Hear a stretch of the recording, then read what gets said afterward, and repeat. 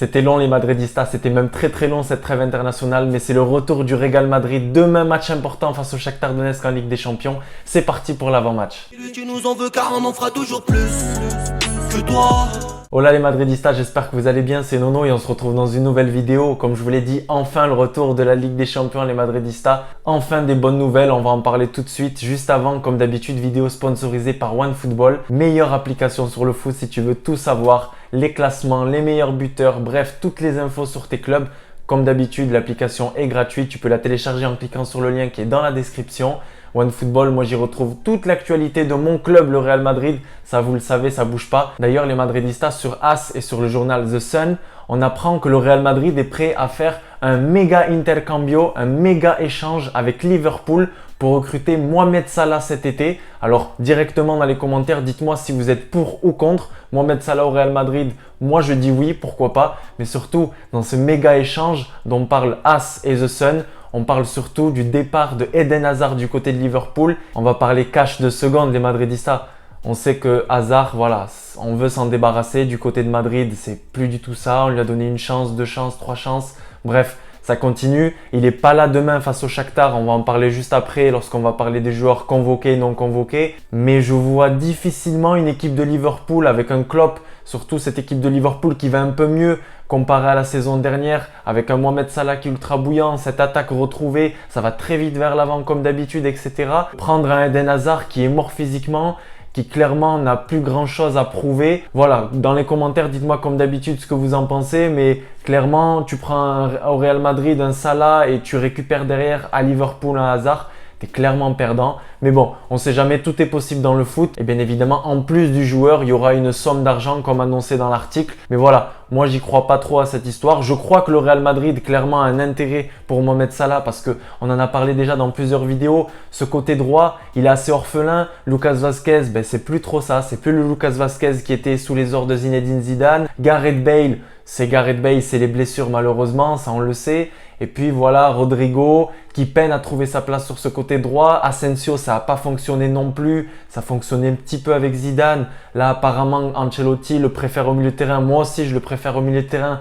Mais on va en parler aussi après. Il y a une concurrence de malade au niveau de ce milieu de terrain. Donc voilà, c'est un côté droit qui est assez faible, qui est orphelin comme je l'ai dit. Donc il nous faut clairement un joueur. Les Madridistas, on revient au sujet principal, la Ligue des Champions. Comme je vous l'ai dit, le Real Madrid n'a pas le droit à l'erreur. Alors pour le moment, rien de grave. Une victoire dans les dernières minutes face à l'Inter Milan. Une défaite face au Sheriff à domicile. Une défaite surprenante dans les dernières minutes sur une frappe magnifique, il n'y a rien à dire. On va pas commencer à avoir peur. Demain, déplacement à Kiev, très important. Victoire obligatoire pour les hommes de Carlo Ancelotti. 3 matchs, 0 victoire justement pour les hommes du technicien italien, avec ce match nul face à la Villarreal, face à Emery, avec cette défaite en Ligue des Champions et cette nouvelle défaite en Liga. C'était pas arrivé depuis un moment. Je vais commencer avec une bonne nouvelle, la moins bonne entre guillemets, avec le retour de Marcelo sur ce côté gauche. Mais surtout, la meilleure nouvelle de cette semaine, à quelques jours du Classico, parce que n'oubliez pas que dimanche prochain à 16h15, c'est Classico face au Barça. Le retour de Ferland Mendy,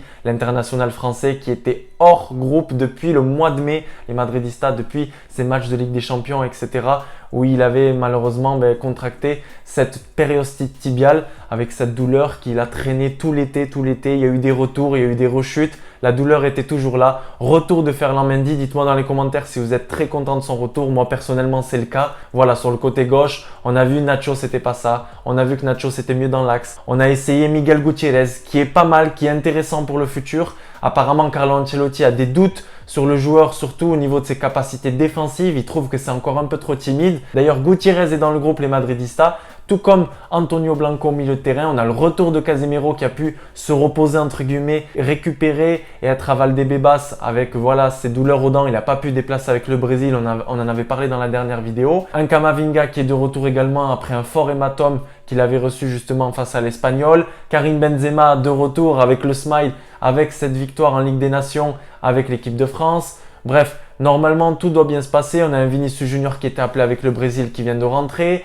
On a Valverde qui a joué avec l'Uruguay, qui s'est fait éclater par le Brésil, mais ça c'est pas très grave on va dire. Et surtout, une autre bonne nouvelle, c'est le retour de notre charnière centrale. Moi j'avais très peur pour cette charnière. Je me suis dit les gars, on est parti avec Vallejo et Nacho pour ce Classico et pour ce déplacement face au Shakhtar Donetsk. Là franchement j'ai commencé à faire des cauchemars. Mais bon, c'est rassurant. Militao apparemment c'était rien de grave. Pareil pour Alaba, c'était surtout un coup assez costaud qu'il avait reçu avec son équipe, avec l'Autriche. Donc c'est très rassurant. Malheureusement, ça voilà, c'est la petite mauvaise nouvelle. Carvajal, c'est encore trop juste. A priori, c'était bon pour l'après-trêve internationale, mais malheureusement pas de Carvajal. Je pense que ça va être aussi trop juste pour le Classico. Clairement, il aura 0 minutes de jeu dans les jambes. Après plusieurs semaines d'absence, je pense qu'on va devoir compter sur un Lucas Vazquez ou sur un Nacho sur le côté droit, même si Carlo Ancelotti va nous réserver des surprises. Ça, j'en doute pas, les Madridistas. En tout cas, voilà, on devrait vraiment retrouver l'équipe classique avec Thibaut Courtois. Je pense Lucas Vazquez ou Nacho sur ce côté droit, la charnière classique Alaba Militao.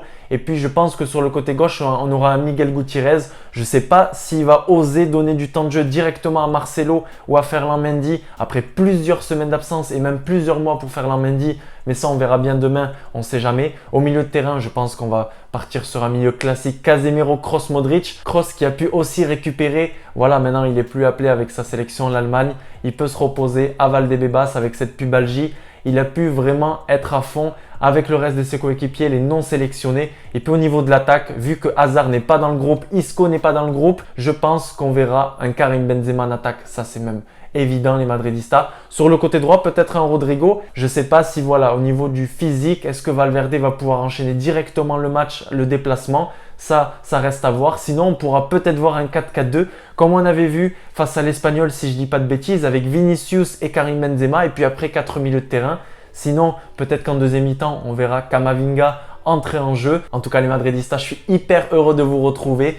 Très bouillant. Restez branchés, il va y avoir de nouvelles vidéos dans les prochains jours. Il va y avoir 2-3 surprises aussi, c'est à moi de vous faire plaisir. À la Madridina Damas, donne-moi ton pronostic dans les commentaires. Donne-moi quel 11 tu veux voir demain face à cette équipe du Shakhtar Donetsk. À la Madridina Damas, n'oublie pas de liker, de t'abonner, d'activer la cloche des notifications. À la Madridina Damas et enfin le match du Real Madrid. Ça faisait très longtemps. Ciao les Madridistas.